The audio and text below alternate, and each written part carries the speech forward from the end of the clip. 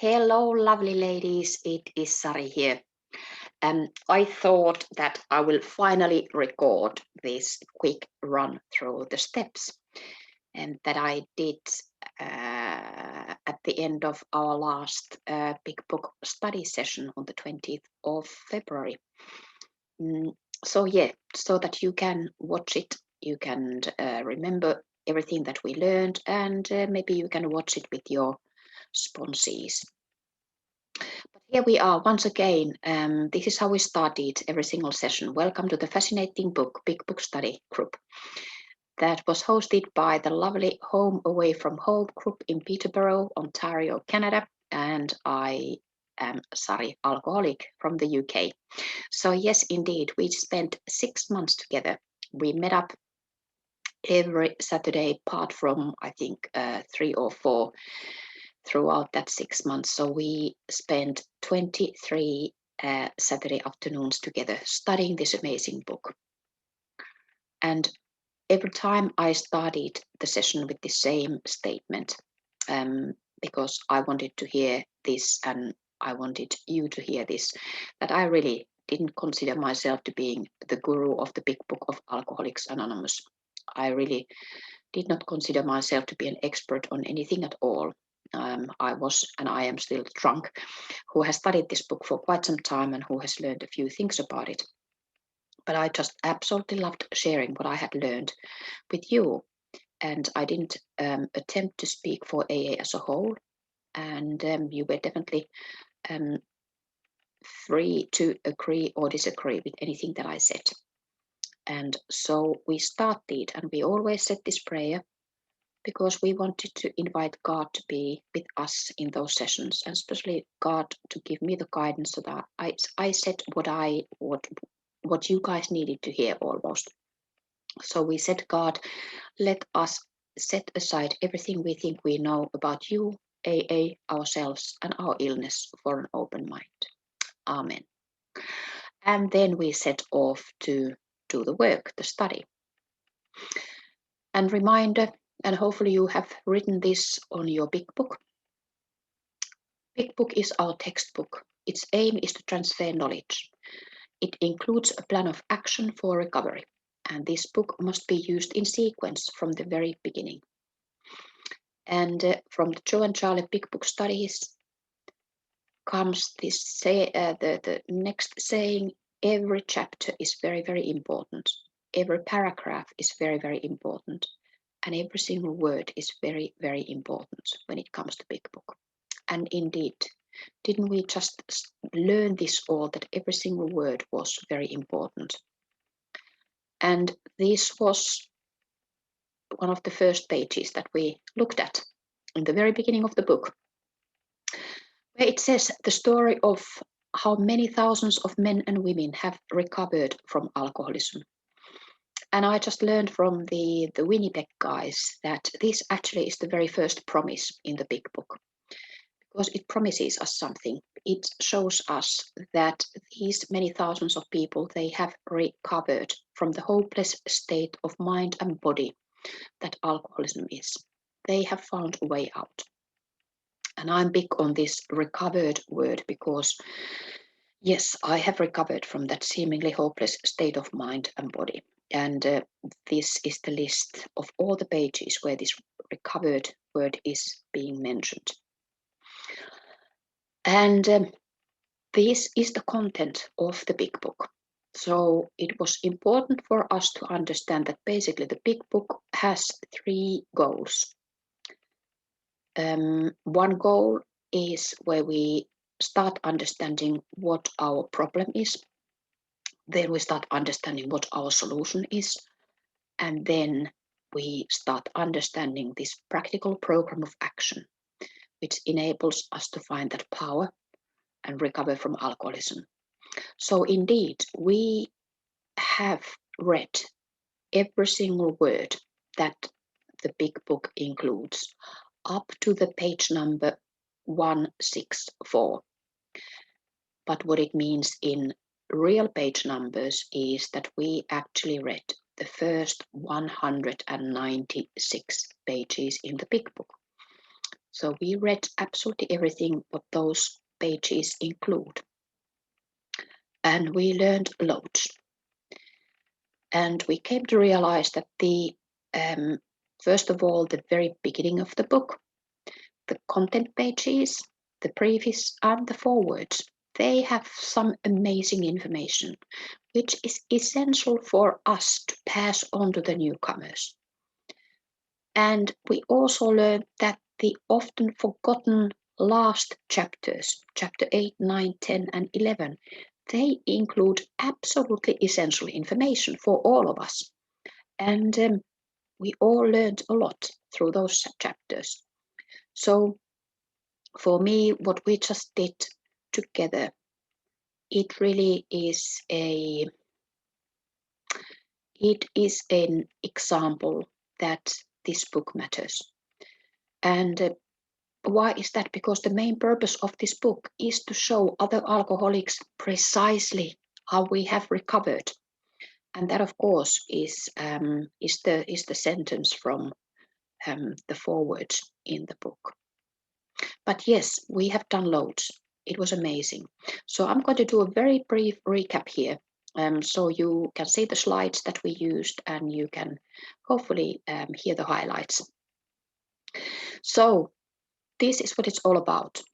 We are set to build this amazing pyramid. This is the pyramid of sober, beautiful, useful life. The very bottom of this picture shows the groundwork we all had to do, and that was our active alcoholism. We had to have that solid foundation of alcoholic life before we then came to the fellowship and started to build this pyramid, which enabled us to find that sober, amazing life. So once we came to AA, we started to study the step 1. The step 1 describes us the problem.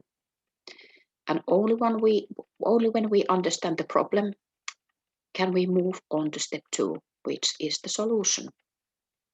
Because without understanding the problem, the solution doesn't really make much sense. But once we thoroughly understand what the problem of alcoholism is, what our problem has been, only then does this solution make sense.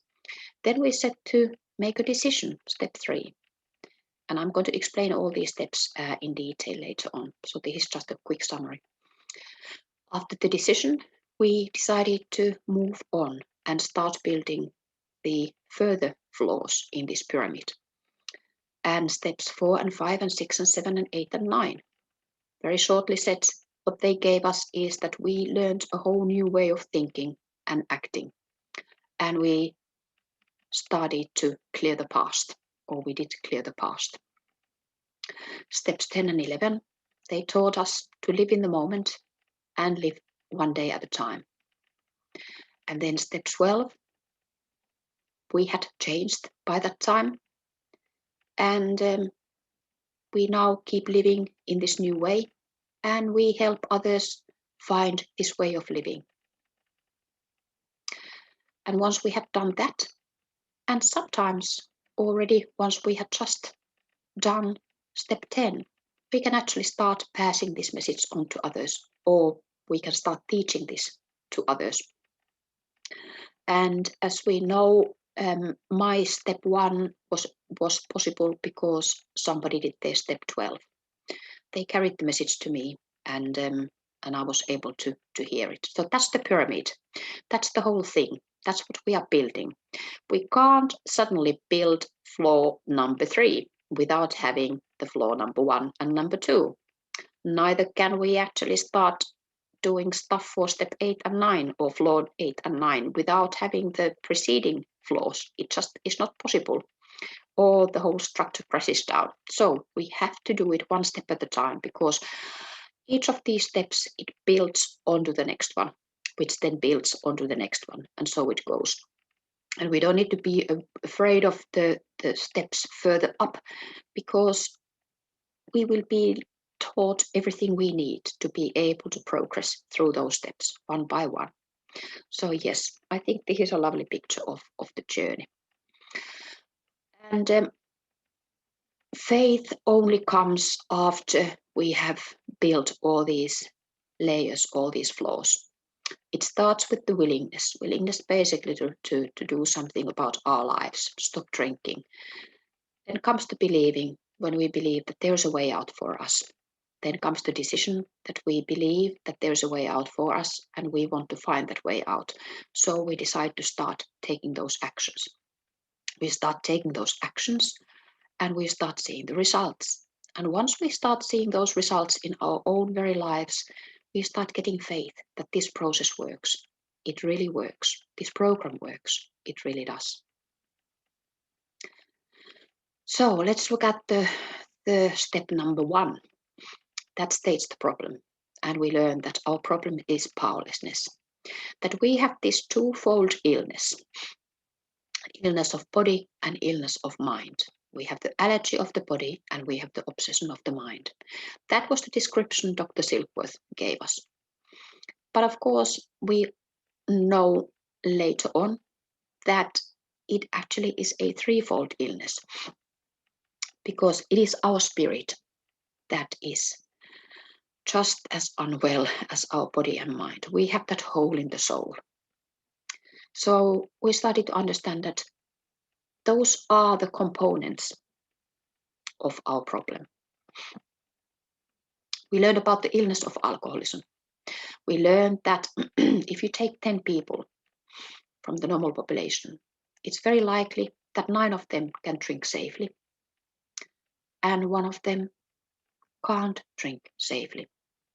9 of them are the normal social temperate drinkers and 1 of them is the alcoholic. So when those 9 drink, they can take a drink, 1 or more. They don't have any side effects apart from getting intoxicated. Life goes on for them. But for us alcoholics, because we have that allergy of the body, and remember, allergy is an abnormal reaction to any food or chemical substance. Abnormal reaction. Our body reacts abnormally, which means that when we have that one drink, it sets up the craving for more alcohol. So one drink leads to 2 and to 3 and to 4 and so on. And this physical craving demands us to have more and more and more. And the physical craving is beyond our willpower. That's the process inside our body which is unstoppable.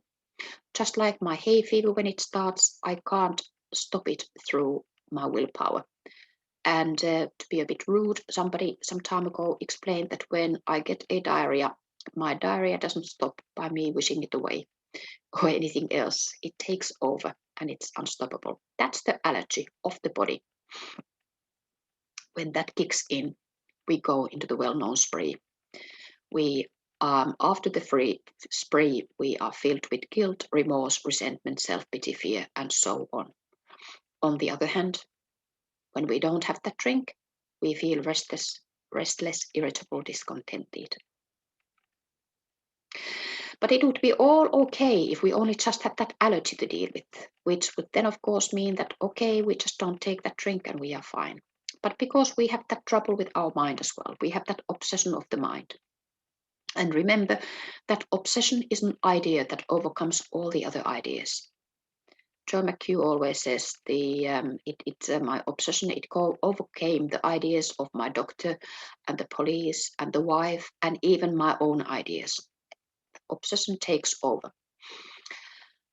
And the obsession makes us take that first drink, which we kind of know at certain times that we shouldn't be taking. But despite of our own knowledge, despite of our self-awareness, that obsession kicks in and we reach to that drink. And that's that insanity, that's that insane thinking that we have, where we go against a known fact. Allergy of the body, obsession of the mind. When we have those two combined, they mean that we are powerless over alcohol and our lives have become unmanageable. We are powerless over alcohol. And in Big Book, page 44, there are those two very simple questions. Two questions which help people identify if they are alcoholics or not. We can ask those two simple questions. If, when you honestly want to, you find you cannot quit entirely, or when drinking, you have little control over the amount that you take. Asking those two questions. And of course, the quitting entirely, that addresses the obsession of the mind. And the control of the amount you take, that of course describes the allergy. So do you have the obsession of the mind, or do you have the allergy of the body? And Big Book goes on to say that if that be the case, you may be suffering from an illness which only a spiritual experience will conquer. That's all on Big Book, on Big Book page 44. So what is the solution then? Well, if we have that allergy of the body, there is no cure, but there is a relief. The relief is a total abstinence, whereby we don't put that substance inside us. And then, of course, the phenomenon of craving, that physical allergy, doesn't get kicked off. And as I said earlier, if that would be the case, it would be simple.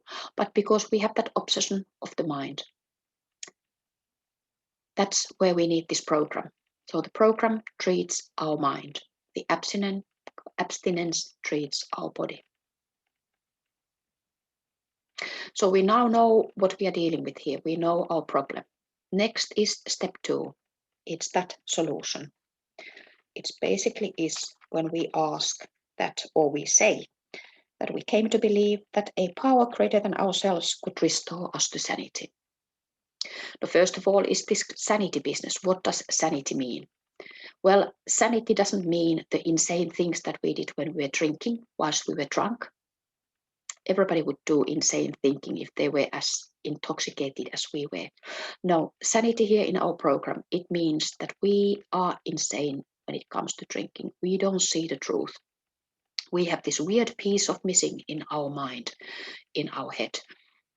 When we deal with alcohol, we tend to be very intelligent people in all other aspects of our lives except that drinking.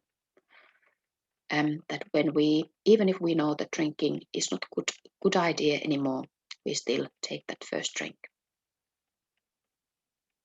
So how are we going to find that power? And what is this power actually? What is that spiritual experience that we need to find to conquer the illness? Well, basically, it's nothing else but change. We need to get that personality change, which is sufficient to bring about recovery from alcoholism. We have to change the way how we think, and we have to change the way how we live. And that change, that spiritual change, it can be spiritual experience, which is quick, or spiritual awakening, which is slow. So I always use this example that if I want to live this life soberly, happily, usefully, I need 2 legs, like this chap on the screen has. I need 2 legs to walk this life, continuing to walk this life soberly.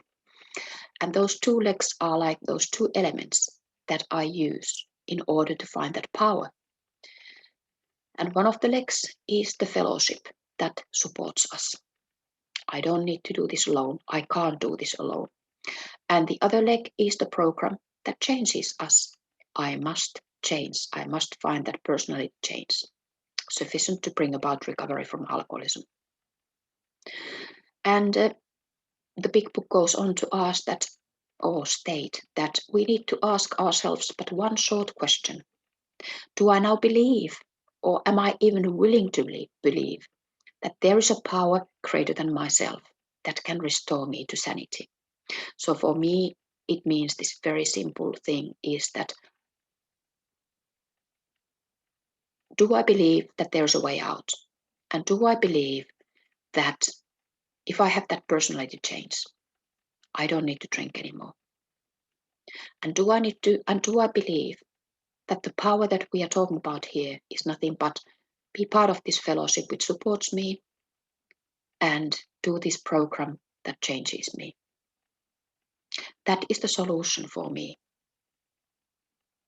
To find those two legs and walk towards that personality change. When it came to step 3, I kept it very simple. And I said that step 3 is nothing but the decision. I now know what my problem is, physical allergy, mental obsession, plus that hole in the soul. And I now know what the solution is, finding that power, which I can find through that fellowship that supports me and that spiritual experience or awakening that changes me. So I have 2 ways to approach this. I make a decision to either disbelieve this whole thing, what my problem is and what my solution is, and continue drinking and head towards definite insanity or death, sooner or later. Or then I make a decision to believe in this thing, believe that there is a way out for me, and believe and accept the spiritual help. The way how I find that solution, that power. And if I choose that, then it means that I will be heading towards sanity and sobriety. I had to make a decision. What am I going to do now? Go back to the problem or start heading towards the solution? And before I was asked to make that decision, I was given a bit more information, and you were given a bit more information. We went to Big Book pages 60 and 61. And here we learned that selfishness, self-centeredness, that we think is the root of our troubles, or that statement is actually on page 62. But on page 60, 61, we talked about that actress and actor who wants to run the show. So we learned that actually we had been, and to a large extent we still are every day, these actresses. There's a director whose job is to run the show, whose job is to direct the show, the film, the players, who knows the big picture, who knows the scripts for each single player, including me. But I don't pay any attention to the director. Often I don't even know that that sort of director exists. And then it means that I actually become that director for my own life, for my own show, and also to everybody who is around me. So I am in charge. I want this, I want that. I'm telling you, do this or don't do that. It's me who runs the show. And that, of course, brings us into those challenges, problems in our lives. Selfishness, self-centeredness, yes, that is the root of our troubles. I showed you these little chaps which describe our problem, our state of being when we are not in this program or even when we are not working this program. It's all about me. I am demanding everything from the world. Give me what I want. That's my way of existing. And because I don't have that director in my life, it's me protecting myself all the time. These arrows penetrate and they go straight into my soul, me. And those arrows is just life happening to me, things happening to me. They go deep because I don't have any protecting, except I'm protecting myself. World is so scary and I get hurt so much. Everything is unfair. I'm the victim and I'm also always being treated very badly. That's the state of being. That has to be in the state of being. Then we learned about this selfishness, and self will run riot. What is self? We checked out the step 4 in 12 and 12, where Bill talks about these instincts, God-given instincts that we all have. We learned that we have social instinct, security instinct, and sex instinct. They are all God-given. They are there for the reason. But the reason why I ended up having so many problems in my life was that my instincts were out of control. I wanted my fair share. I had this illness of more. I was living based on self when I was protecting myself. And when I'm living like that, I have to spend all my time protecting my basic instincts. When my instincts were threatened, or when they are still today threatened, I become very fearful and resentful, and I start hurting others and harming others. Because I feel that my very survival is being threatened. Those arrows penetrate my very soul, and I need to react. And I become resentful, fearful, and I start hurting others.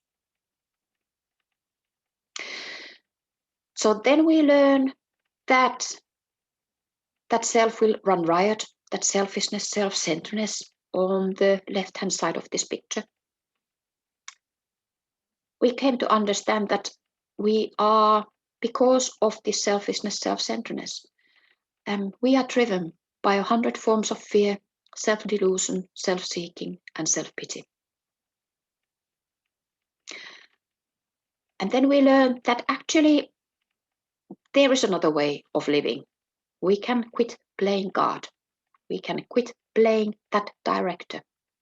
We can become normal actresses and actors who actually obey kind of the director. When we start this new way of living, when we come to realize that there is this power which can actually be the driving force and the protector in my life, that power, God, it enters our soul. And when life happens around us and when those arrows are coming towards us, they don't penetrate us anymore. They bounce back. Because I'm not protecting myself anymore. I have this new protector. I have this new supplier inside me. World doesn't scare or hurt me anymore. And actually, I change from demanding to giving. I give what you need. That's the way. And when we talk about step 3, turning my will and life over to the care of God, as I understand, it just means that I turn my thoughts and my actions over to something better than what I have had before. And to put it even more simply, I am willing to start thinking and acting in a better way. And we studied these instincts in much more detail, what social instinct is all about, what security instinct is all about, and what sex instinct is all about. And we started to get different definitions for resentments, fears, and harms or hurts. Resentments are just wrong judgments, fears are wrong believing, and harms or hurts are those wrong actions that we have been taking. And with that information, we were ready to move on to step 4, inventory. So we really came to realize that our thinking had been wrong, our actions had been wrong. They had been wrong because we have been selfish, self-centered individuals. And we had been driven by those fears, self-delusion, self-seeking, and self-pity. Now we set to correct these things. An inventory really is nothing but an analysis of my thoughts and my actions that are bothering me, that are dominating my mind at the time when I'm doing that inventory. So we look at our resentments, our fears, and our guilt and remorse, those powerful things that have been dominating our minds. And the inventory really is nothing but a fact-finding and fact-facing discovery of the truth. It's not naming, it's not shaming, it's not making things up. It is just looking at my mind and those things, those thoughts and actions that are bothering me. And I find the facts, I face the facts about them. I discover the truth about my resentments, about my fears, about my sex conduct, and about the harms I have done to others. So those are the 4 different inventories that we are set to do at step 4. And I often describe that, this whole program process, in addition to that pyramid, I often describe it that when I was in my active alcoholism and throughout my life, because I had those wrong thoughts and I did those wrong actions, I ended up picking these dirty, painful, awful stones, and I placed them inside me. When I was a little girl, there was this beautiful, innocent, shining diamond inside me. It was me, it was my soul. It was the me, pure me. And those dirty stones that I have been picking up throughout my life, they hid that beautiful diamond. And they created that hole in my soul. So what I'm set to do now, when I'm doing this program, when I'm doing the steps, and especially when I'm doing the inventory, I start picking up those dirty stones one by one from my insides. I have that magnifying glass. I look at each of those stones. I pick up one and I look at it. And I look at it, I list it, and I analyze it. And I see the truth about it. And once I see the truth about it, the truth sets me free. It absolutely always sets me free. And I am able to throw that dirty stone away. And in that process, when I'm listening and analyzing it, I'm seeing the truth. I also start seeing all sort of things. For example, how did I hurt people? So I start making amends. So I start clearing my soul, my inside, stone by stone. And the end result is that when this work has been done, I don't have any dirty stones inside me anymore, covering my beautiful diamond. But I actually can be the real, pure me again, where the diamond shines through, and that diamond can make a connection to that bigger power in my life, the God of my understanding. It's this cleansing process, and there really is nothing to be afraid of. Never have I seen a person fail to change when I've taken them through this process, this program, and especially steps 4 and 5, because that is what happens. Those dirty stones are being removed, and with that removal comes that lovely peace and contentment inside. So, inventory process is very simple. We do the column 1, who am I resentful at? We list them from the top to the bottom. We do the column 2, the cause. Why do I have this resentment? Why am I resentful towards this person or thing or place or situation or whatever it is? We list them from the top to the bottom. We keep it very simple. Then we move on to the column 3 and we start looking at it affects my.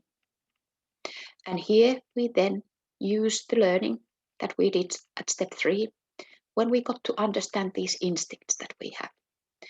And we got to understand that, anytime when my instincts, one of these instincts is being threatened, interfered with, tapered, I have that reaction. So we then get to do the column 3 from the top to the bottom. And we analyzed for each of these lines that which buttons were being pressed inside me. Why do I have this resentment? Why did I pick up this resentment? What really happened? How was myself being threatened? And we start realizing that, things are pressing my buttons because I'm just a human being, because I have those instincts. But this part of the process also started to give us this whole new perspective of life and other people, because just as these things, situations, people, they were pressing my buttons inside me and made me uncomfortable, the same happens to other people. Life presses their buttons. I press their buttons and they react, they feel uncomfortable. But here I'm just looking at my own stuff now. Column 3 affects my. Then comes the game changer. We draw a line and we start looking at what is exactly, or what is the exact nature of my wrong thinking and my wrong actions when it comes to this resentment. We flip the coin. We disregard the other person entirely, and we start looking at how are we or how were we selfish, dishonest, self-seeking, fearful, inconsiderate. It's not about them. It's all about me. We start doing that. That's the column 4. We do it from the top to the bottom. And I always say that I'm not set to ask here that was I selfish, dishonest, self-seeking, fearful, or inconsiderate? I always set to ask, how was I or how am I? Because I haven't yet seen a resentment in my own inventory where I haven't been all of them. I'm on a mission to find the pieces of evidence for all of these 5 types. Because the more pieces of evidence I find in me where my thinking is going wrong or where my actions are going wrong or have been going wrong, the more power I have over this resentment, because I can generally change my own wrong thinking and my own wrong actions. And I'm on a mission to find these causes in me. And the next thing we do is, once we have realized where our thinking or our actions have gone wrong, then we need to start moving towards the solution.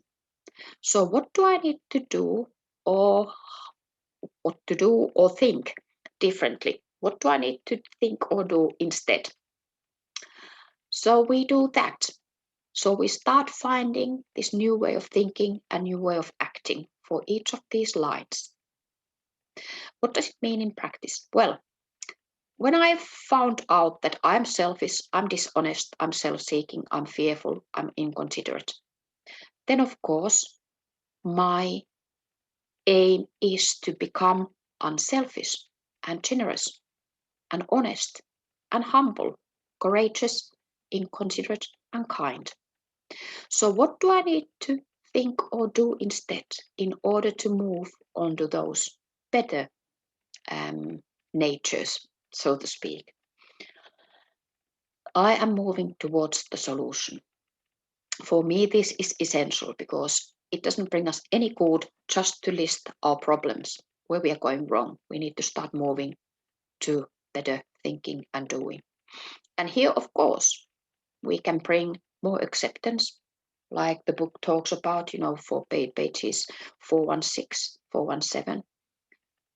More gratitude, less expectations. Big book talks about that on page 420. We need more patience. We need to give time. We need to let life happen. We learn all these new ways of thinking and doing. But that's the thing we are set to do.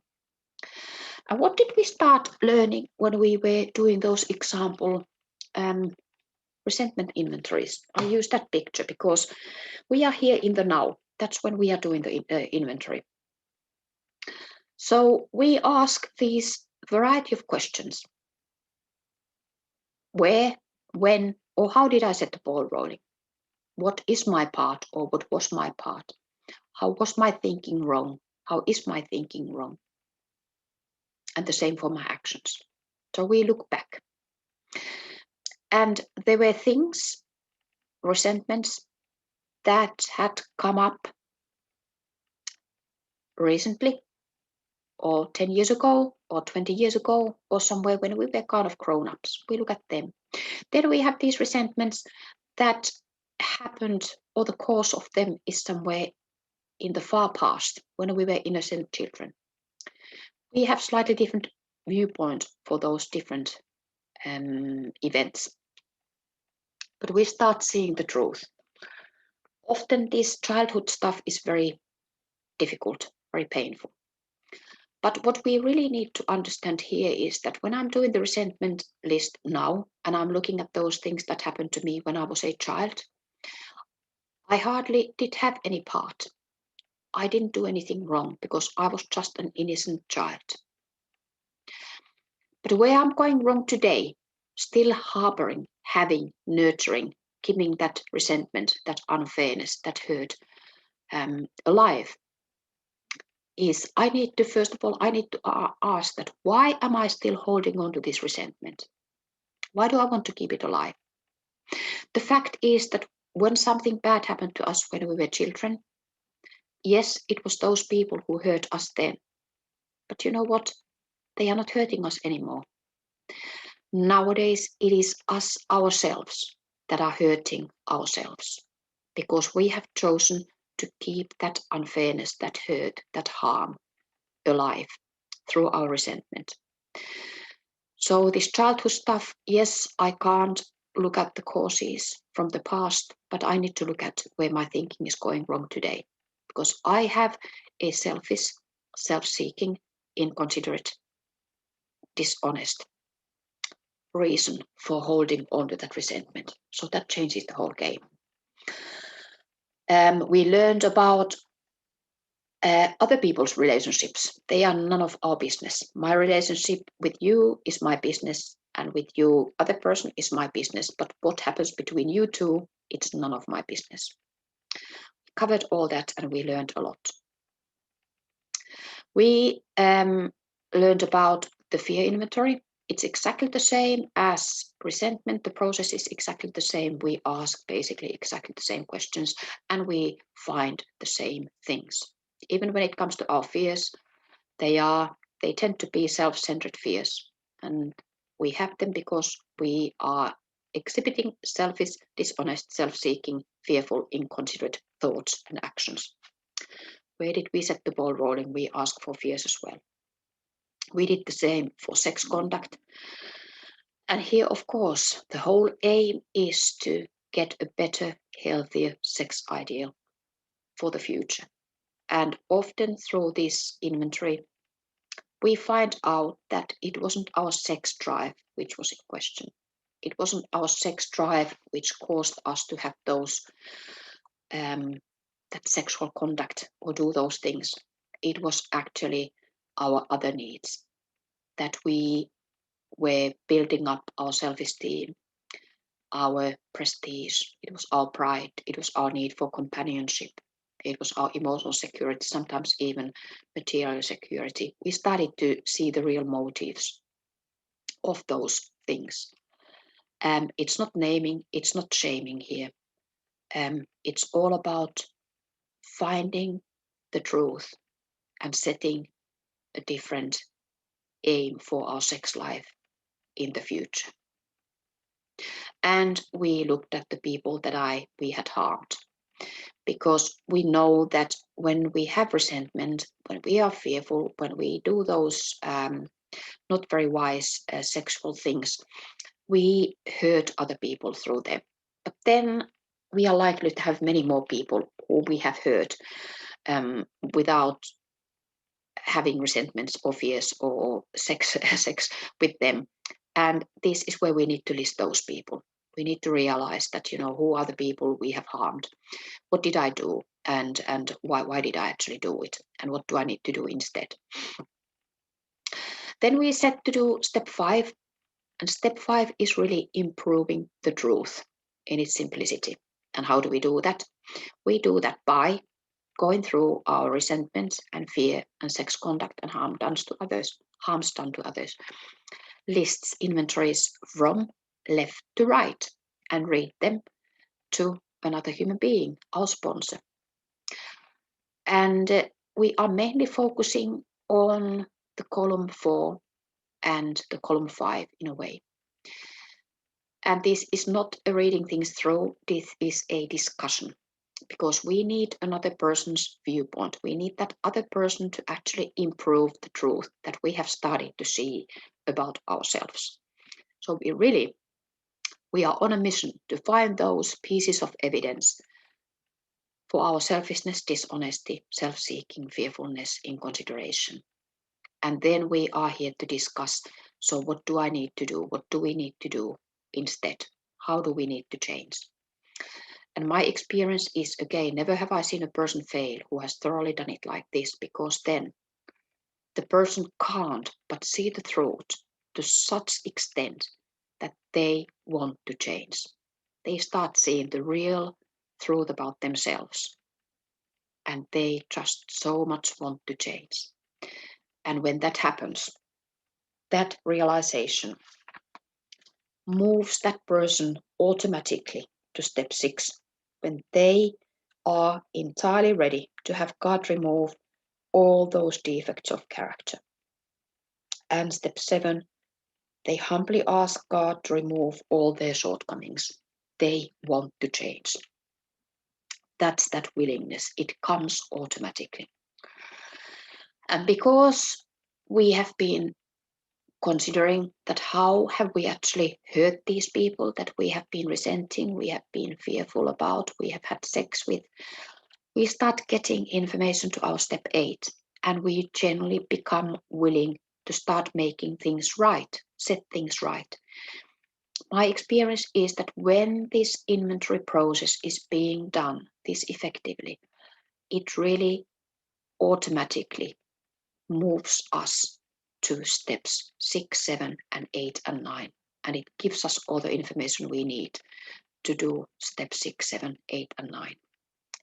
And those steps become automatically and logically and naturally.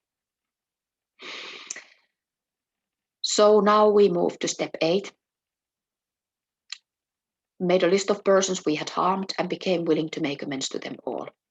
Well, we have actually done that all already through those steps 4, 5, and 6, and 7. We now know from step 4 and 5 who did we harm. We know how did we harm, what did we do, what didn't we do. Now we start getting into this planning that, okay, what do I need to do to repair the damage? Okay, how am I going to do it? And when will I do it? We prepare all this. We really make a plan. We know exactly what we are here to do, why we are doing it, what we are doing it, how we are doing it, and when we are doing it. And when we become willing, which we have become automatically because we have seen the truth about ourselves at step 4 and 5. So when we become willing and prepared through the work we are doing through 6 and 7 and 8 here, we often experience relief even before we get a chance to make our amends. That is when this relief starts happening, when we become ready, we become willing to make things right.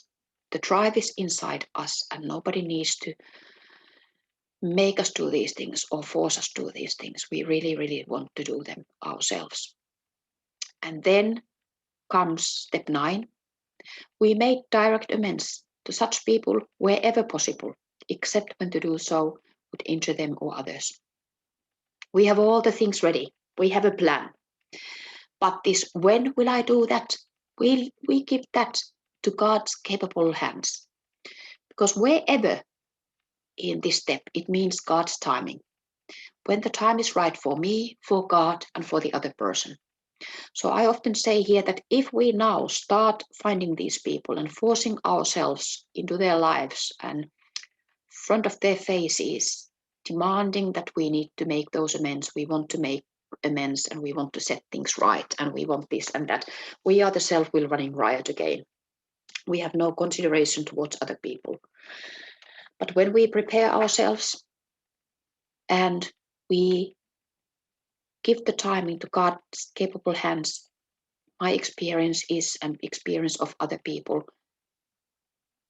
These things happen when the time is right, and they happen when the other person is ready and willing to hear what we want to say. The timing is essential here.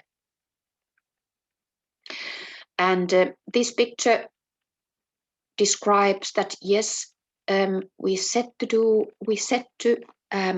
write those things that or where or through which we harmed other people.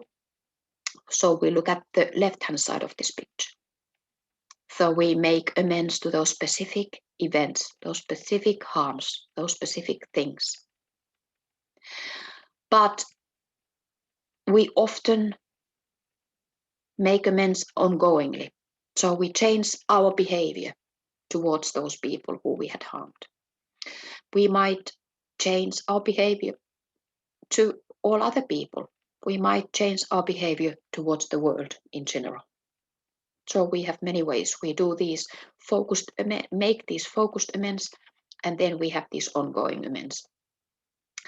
And if we are really, really, really grown-ups, what we ought to be really doing, even before we set to make our amends, is to actually ask those people that, please tell me, how was it for you? Don't be afraid. Tell me exactly how it was for you. Because again, when I think how I have harmed people, I'm just using my own assumptions, but they are not necessarily true. Sometimes I ignore things which I really should be acknowledging. Sometimes I'm making things bigger than they actually are.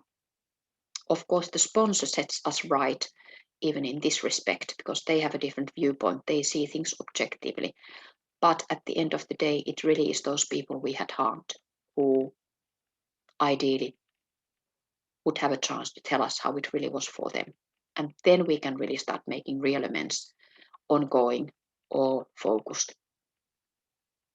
Then we move on to step 10, continue to take personal inventory, and when we were wrong, promptly admitted it. I normally have these nice animations so that you don't see everything on the screen at once, but because this is a catch-up, you see everything here. But of course, the story here was that step 10 is nothing but us continue doing step 4, 5, 6, 7, 8, and 9.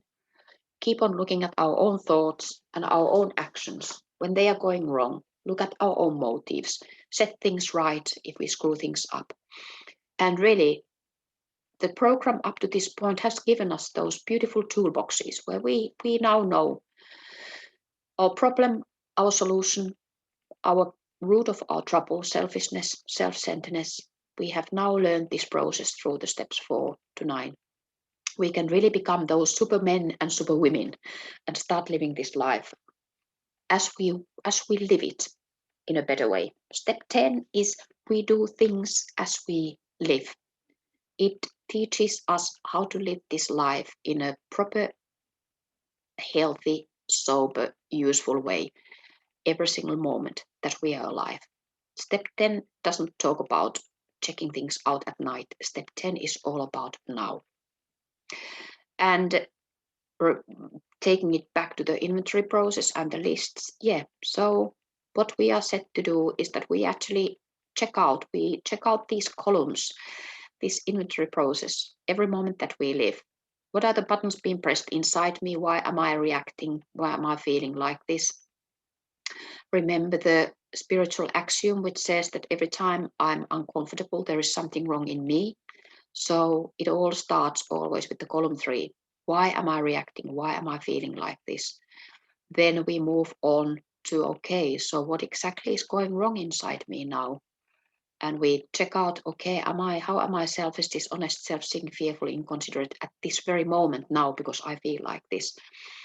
And I acknowledge it to myself, to God, and if it's bad enough, I talk to another human being as soon as this thing crops up. And then I think about, okay, so what do I need to think instead? What do I need to do instead? And then I set to repair the damage that I have done, if I have done. So that's the 4, 5, 6, 7, 8, 9, which we keep on doing every single moment that we live. Then we covered the question, why do we need to keep on doing this? Why isn't it just enough that, why do we need to keep on doing this till the rest of, or till we die? Well, I started by showing the bottom of the screen saying, if you want to be drunk every day, you have to drink every day. And if you want to be sober every day, you need to do sobriety every day. But even more so, I showed you that red line first. And I said, well, alcoholism is a progressive illness. We know that. It just gets worse and worse in active alcoholism. But for some reason, that condition inside us keeps growing, even if we don't drink. It's still a progressive illness. It grows inside me. So because that illness condition grows, my spiritual condition must grow as well. So it must grow in the same measures, so to speak, at least. And the yellow phase here describe that if I rest on my laurels and I stop doing things, I stop maintaining my spiritual condition, I stop growing, then my spiritual condition has a dip and I feel crap, I feel sad. But if it just goes down for a moment and it doesn't go down that much, I can easily get back on track just by picking up these things, start doing what I'm supposed to be doing for my sobriety.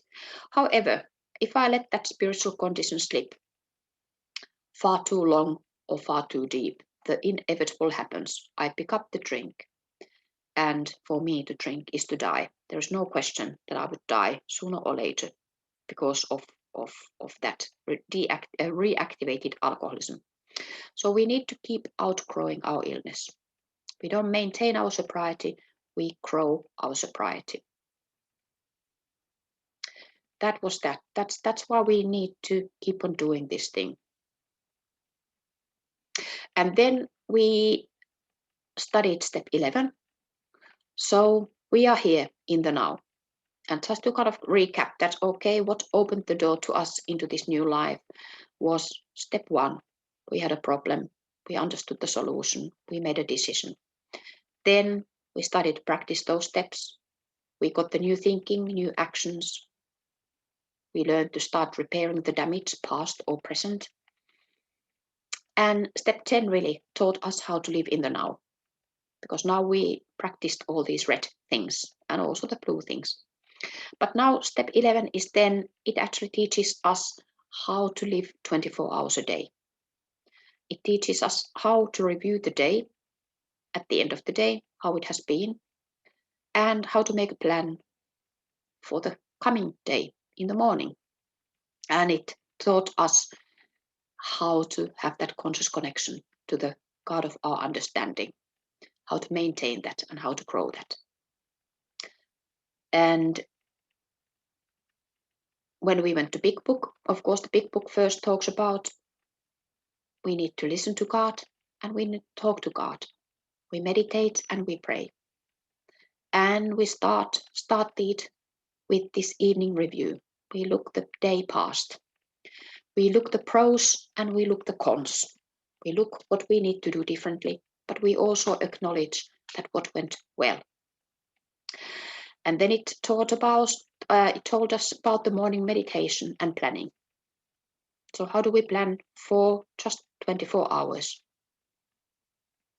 And then it gave us very clear instructions how to do with indecision, what to do when we don't know what to do. And it says that, the daily readings are a good way of starting our day, for example. And it told us that when we feel agitated or doubtful, we pause. And most of all, it told us that thy will be done. When we stop running the show, we don't get tired so easily. And it works, it really does, doesn't it? And if I just kind of catch up there, the very important part, as we go through the day, we pause when agitated or doubtful and ask for the right thought or action. We constantly remind ourselves we are no longer running the show. Humbly saying to ourselves many times each day, thy will be done.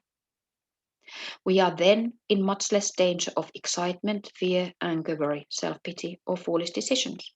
We become much more efficient. We do not tire so easily, for we are not burning up energy foolishly as we did when we were trying to arrange life to suit ourselves. It works, it really does. And then we moved on to step 12. And we learned that we don't carry the alcoholic, we carry the message. And the message is in the book. The message is the first 196 pages in this book. We are not bankers, we are not babysitters, we are not lawyers or marriage counselors, nor are we doctors. We carry the message of AA. And we read the remaining chapters that I mentioned earlier on, which are often the forgotten chapters, but we learned how much amazing information they include.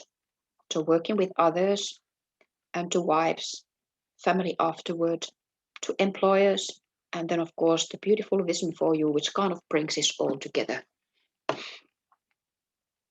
And once again, what we experienced and what this program enables us to experience is that it starts with the willingness and believing that there's a way out, and the decision that, yes, let's find a way out. We start taking that action, those actions. We start seeing the results, and we start getting faith that, hey, wait a minute, this works. It really does. Just like the ending of the step 11 reading says, it works, it really does. And then we have this plan for our days, for our life. We have that spiritual sickness, we have that hole in the soul, and it's that emotional sobriety that fills up the hole. So, on a daily basis, we do our daily readings, we go to meetings, we connect with our fellows, we have a sponsor, we do the program, we live the program, we have the relationship with our God of our understanding. We start carrying the message from the very early on through service, little service, and then bigger service. But we have a message to carry from day one. Then when the time is right, we start having sponsees. And our step 10 or our step 12 becomes somebody else's step 1. That's how it all works out. That was basically, I think, what we learned, wasn't it? And it was the most amazing experience in my whole life to take you ladies and some gentlemen through this program. And just as agreed in the beginning, it is now your responsibility to keep passing this message on to other people and do that stuff what we did. Start from the very beginning of the book, from the cover page, and read every single word, every single sentence, every single paragraph, every single chapter with the person you are taking through. Because the message is in those words. But this is a big book, and we need to use it from the very beginning in sequence. And use that enthusiasm you found for this program and pass it on to other people. That amazing enthusiasm, that total amazingness of this program. And I think what I'm going to say here is what the vision for you says at the end, which basically covers all the steps. It says, abandon yourself to God as you understand God. Steps 1 and 2 and 3. Admit your faults to Him and to your fellows. Steps 4, 5, 6 and 7. Clear away the wreckage of your past. Steps 8 and 9. Freely give of what you find and join us. Steps 10, 11 and 12. We shall be with you in the fellowship of the Spirit, and you will surely meet some of us as you trudge the road of happy destiny. May God bless you and keep you. Until then, my darlings, thank you.